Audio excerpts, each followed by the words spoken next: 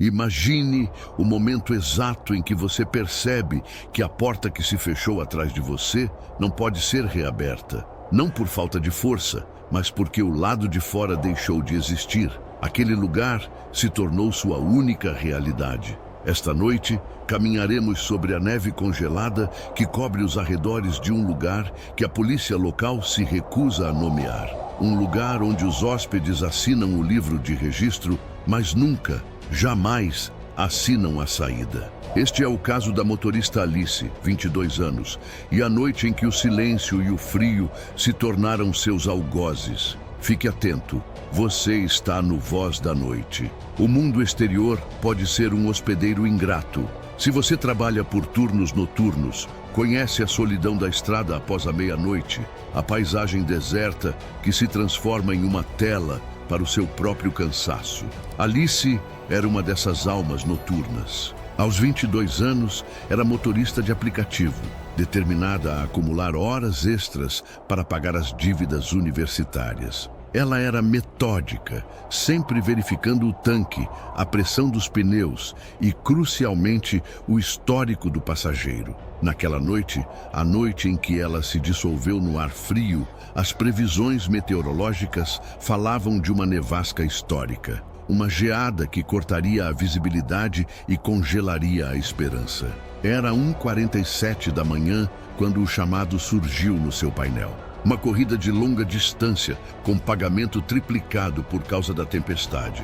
O destino era listado apenas como propriedade particular, fim da linha 7. Alice hesitou. O endereço a guiava para a periferia da cidade, em direção a uma área abandonada que, na cultura popular local, era conhecida apenas como a Ilha Seca. Não era uma ilha de verdade, mas um trecho de terra isolado pela negligência e, naquela noite, pela neve cegante. Diziam que ali ficava um antigo hotel, erguido nos anos 20, que servia como sanatório antes de se transformar em um ponto turístico macabro e, por fim, em um monumento ao esquecimento. O pagamento, contudo, era irresistível. Alice aceitou. O silêncio começou a se aprofundar à medida que ela deixava as luzes da cidade para trás. A nevasca estava em pleno vigor. As luzes altas de seu pequeno sedã mal conseguiam penetrar a barreira branca. O único som era o ranger monótono do limpador de para-brisa. Às 2h15 da manhã, Alice chegou ao seu destino. O lugar era o próprio hotel, chamado de forma assustadora de O Refúgio. Não havia brilho de hospitalidade. O refúgio era uma massa escura e gótica, feita de pedra úmida e telhados pontiagudos, que pareciam garras estendidas para o céu de inverno. Em vez de luzes quentes, havia apenas o brilho fraco e doentio de uma única lâmpada amarela que iluminava a varanda principal. O mais estranho de tudo, considerando a localização e o clima, é que o refúgio estava claramente em uso. Havia carros estacionados na frente, cobertos por uma fina camada de gelo. E da fachada, através das janelas em arco, Alice podia ouvir. Não era música alta de festa, nem o burburinho alegre de uma reunião. Era um murmúrio, um som que parecia abafado e distante, como se a alegria estivesse presa sob camadas de pó e história. Alice parou o carro e esperou. A tensão era palpável. O perfil que solicitou a corrida pertencia a um tal Mr. Coelho. Alice enviou uma mensagem perguntando onde estava o passageiro. Nenhuma resposta. Ela decidiu que, com o clima tão terrível, ela não podia simplesmente esperar. Era preciso confirmar a corrida. Alice desligou o motor, mas deixou a chave na ignição. Uma precaução de última hora, caso precisasse de uma fuga rápida. Ela pegou seu telefone, saiu para o frio cortante e caminhou em direção à varanda sombria. A neve rangeu sob seus tênis, um som alto e profano no silêncio da noite. Quando ela se aproximou da porta dupla de carvalho maciço, o murmúrio interno parou abruptamente. O silêncio que se seguiu não foi vazio, era expectante, pesado. Alice bateu. Sem resposta, ela bateu mais forte.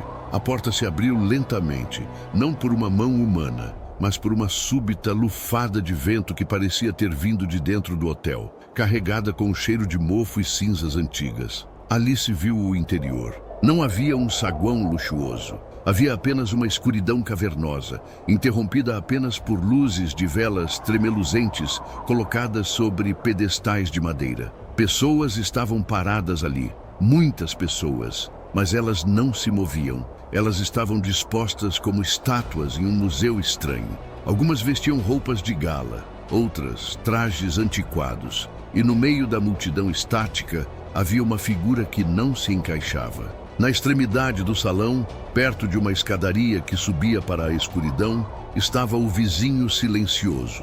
Ele usava um terno escuro, impecável, exceto por um único detalhe: uma máscara de coelho de pano, suja e amarelada, com olhos grandes e vazios que pareciam absorver toda a luz fraca do ambiente. Alice sentiu o frio de forma mais intensa. Não era o frio da nevasca, mas o frio da certeza. Ela estava no lugar errado. Eu sou do serviço de carona. Procuro por Mr. Coelho. A voz dela mal passou de um sussurro trêmulo. O vizinho silencioso não se moveu. Os outros convidados também não. Então, lentamente, a figura mascarada levantou a mão. Não era um convite, era um gesto de posse. O que aconteceu em seguida é a última informação de Alice que possuímos. Ela não entrou, ela recuou. O medo a dominou e ela se virou, correndo de volta para a segurança do seu carro. Ela alcançou a porta do motorista, puxou a maçaneta e se jogou para dentro. Ela estava prestes a pisar no acelerador e deixar aquele pesadelo para trás quando olhou para o retrovisor.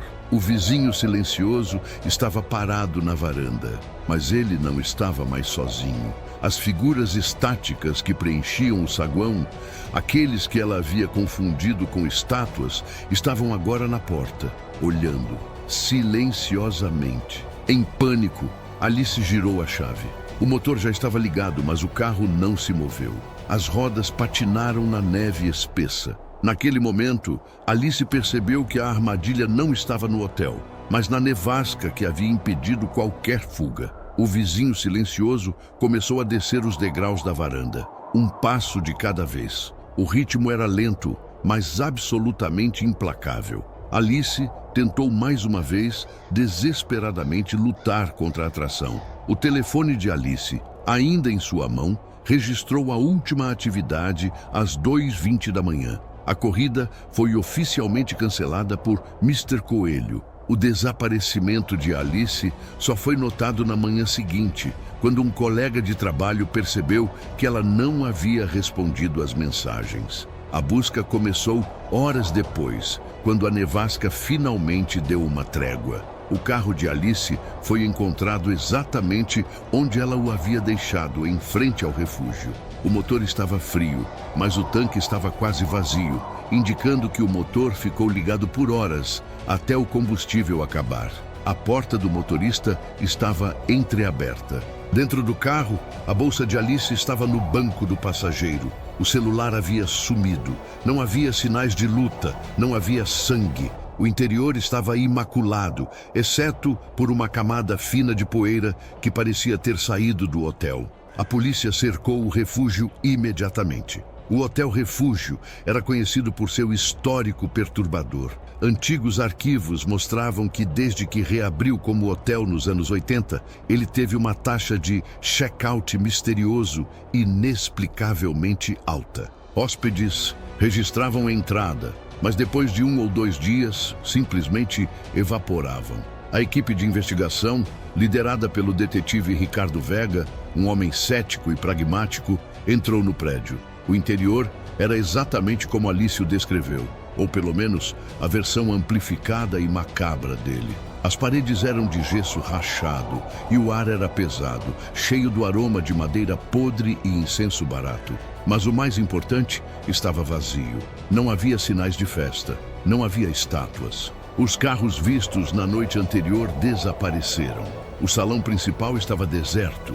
O registro de hóspedes na recepção estava coberto de poeira, aberto em uma página datada de 1998. Vega enviou uma equipe para rastrear pegadas na neve. Devido à continuação da nevasca da madrugada, a maioria dos rastros havia sido coberta, exceto por um padrão estranho. Pegadas claras de tênis, compatíveis com as de Alice, que se estendiam da varanda até o carro. e em seguida um conjunto de pegadas mais pesadas que se sobrepunham às primeiras. Estas últimas pareciam indicar que a pessoa não caminhava, mas arrastava os pés lentamente.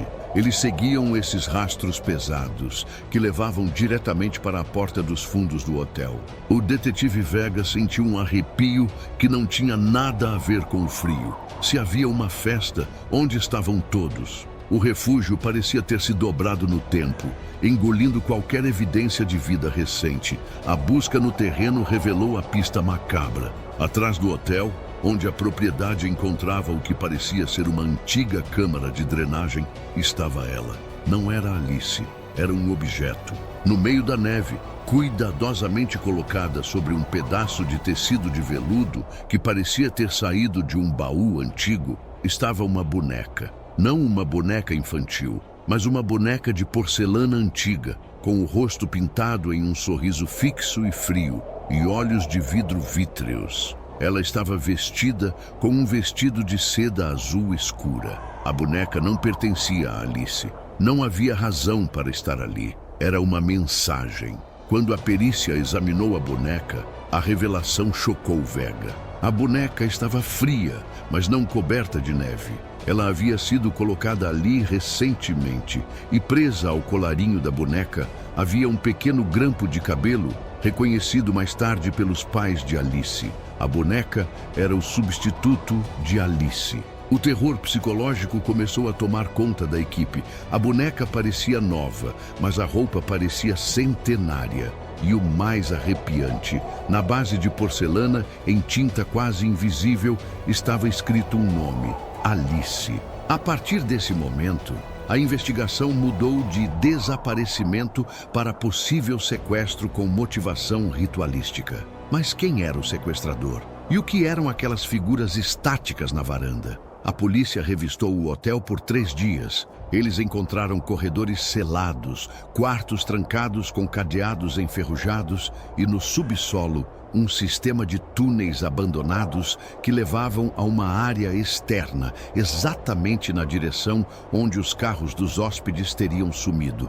Os túneis revelaram algo. Eles estavam cheios de poeira e teias de aranha. Mas havia um pequeno trecho onde a poeira havia sido varrida recentemente. E no chão, entre as marcas de arrasto, havia penas. Penas brancas e sujas. A máscara do coelho. O vizinho silencioso. A figura não era um fantasma, mas um predador metódico que usava a reputação do hotel e o isolamento da tempestade como cobertura. Se você já sentiu que estava sendo observado, mesmo em sua própria casa, sem saber a natureza do olhar que te vigiava, digite medo nos comentários agora. A investigação se aprofundou na história do refúgio. O que eles descobriram transformou o caso em algo que beirava o inexplicável. Nos anos 40, o sanatório que antecedeu o hotel era dirigido por um homem excêntrico, um colecionador de antiguidades que tinha uma obsessão patológica por artefatos que ele chamava de cápsulas do tempo. Ele acreditava que, para preservar a essência de uma pessoa, era necessário capturá-la no auge do seu pânico ou beleza, e depois selar essa essência em objetos que pudessem durar. Bonecas, para ele, eram o recipiente perfeito. O diretor do sanatório desapareceu misteriosamente em 1947, mas deixou para trás uma extensa coleção de bonecas de porcelana. A polícia considerou a teoria de que o vizinho silencioso era um descendente, ou alguém que havia encontrado o diário do antigo diretor e estava replicando seus rituais macabros. Mas a verdade era muito mais fria. Alice não foi sequestrada para ser mantida em cativeiro. Ela foi recrutada. Lembre-se do que Alice viu. Figuras estáticas, como estátuas no saguão. Detetive Vega notou algo nos velhos registros de hóspedes do hotel dos anos 80. Em cada página onde um hóspede desaparecia, havia um item extra rabiscado. Uma breve descrição física, seguida da palavra recolhido. E na manhã seguinte ao desaparecimento de Alice, o perfil Mr. Coelho estava ativo novamente no aplicativo de caronas. O vizinho silencioso não precisava de um refúgio secreto. Ele usava o Hotel Refúgio como sua vitrine. A boneca de porcelana encontrada na neve não era uma pista de onde Alice poderia estar. Era a conclusão de seu destino. Era a nova cápsula do tempo, o último artefato colecionado antes que a nevasca atingisse o ponto de não retorno. O grampo de cabelo de Alice era o toque final, a assinatura de que a alma da motorista havia sido transferida. O vizinho silencioso era, na verdade, o porteiro silencioso de uma coleção macabra, um curador de almas perdidas, que atraía vítimas com a promessa de um pagamento alto, usando o isolamento da tempestade para garantir que ninguém pudesse testemunhar o momento em que a porta do refúgio se fechava para sempre. A boneca com o nome Alice foi colocada na lista de evidências. A polícia vasculhou o hotel, mas o refúgio havia se fechado novamente, tornando-se silencioso, aguardando a próxima tempestade, a próxima corrida de pagamento triplicado. O paradeiro de Alice nunca foi descoberto. O corpo nunca foi encontrado. Ela se tornou apenas mais um número nos registros perdidos do hotel. Muitos anos depois, em um documentário amador sobre lendas urbanas, uma filmagem de baixa qualidade foi postada online, supostamente mostrando o interior do refúgio. Em uma sala escura, repleta de prateleiras, centenas de bonecas de porcelana estavam enfileiradas, e no centro da prateleira mais alta havia uma boneca com um vestido azul escuro, fixada em um sorriso gelado e permanente, com olhos que pareciam refletir a solidão de uma estrada noturna. O mistério do Hotel Refúgio não é sobre quem saiu, é sobre a coleção que ele guarda e sobre o vizinho silencioso que está sempre esperando na linha final sob a neve. Se esse caso te deu calafrios, deixe seu like e se inscreva no Voz da Noite para mais mistérios. Boa noite e cuidado com a nevasca. Eu sou a Voz da Noite e espero por si no nosso próximo encontro. Até lá, durma bem, se conseguir.